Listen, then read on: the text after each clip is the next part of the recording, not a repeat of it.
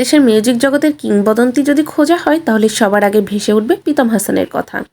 কারণ গানের জগতে কোনো দিক দিয়ে কমতি নেই তার।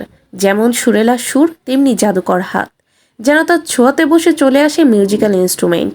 তেমনি তার সম্পর্কে সমস্ত তথ্য দেওয়ার চেষ্টা করব আজকের এই ভিডিওতে। তাহলে সবাইকে গন ভিডিও চ্যানেলের সাথে রেখে ভিডিওটি শুরু করা যাক।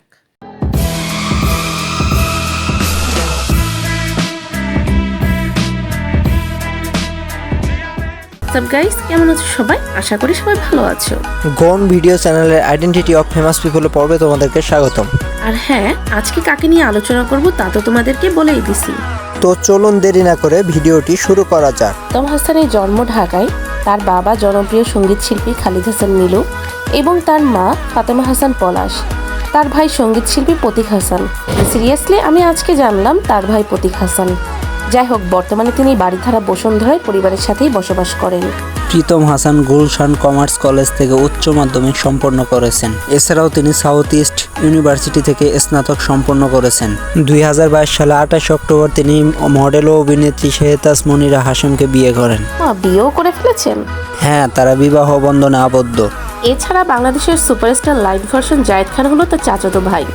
তিনি বর্তমানে বেশ কয়েকটি মিউজিক চ্যানেলের কাজে কর্মরত আছেন, যেমন জিপি মিউজিক, গাংচিল মিউজিক, ধ্রুপ মিউজিক স্টেশন ও কোক স্টুডিও।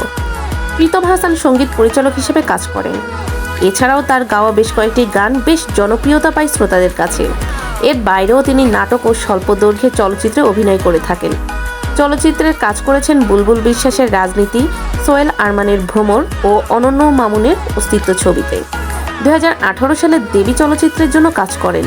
তিনি হুকা গানের জন্য সেরা গায়ক বিভাগে মেরিল প্রথম আলো পুরস্কারের মনোনয়ন লাভ করেন।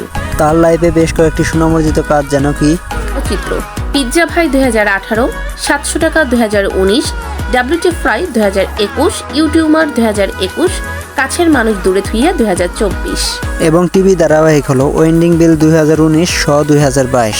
মিউজিক ভিডিও জাদুকর, গার্লফ্রেন্ডের বিয়া 2018, খোকা 2018। এছাড়াও তিনি বিভিন্ন মুভির ব্যাকগ্রাউন্ড মিউজিক তৈরি করেছেন। রোমিও বনাম জুলিয়েট 2015, দেবী 2018, নড়ারা 2019, বিশ্বসুন্দরী 2020, শান 2022, অপারেশন সুন্দরবন 2022। তো গাইস, আমাদের কাছে তার সম্পর্কে এই পর্যন্ত তথ্যই ছিল। তো আমরা বরাবর নিউ আপডেটের অপেক্ষায় আছি। দেখা হচ্ছে নতুন কোনো ভিডিওতে। ভালো থাকবেন, সুস্থ থাকবেন, টেক কেয়ার।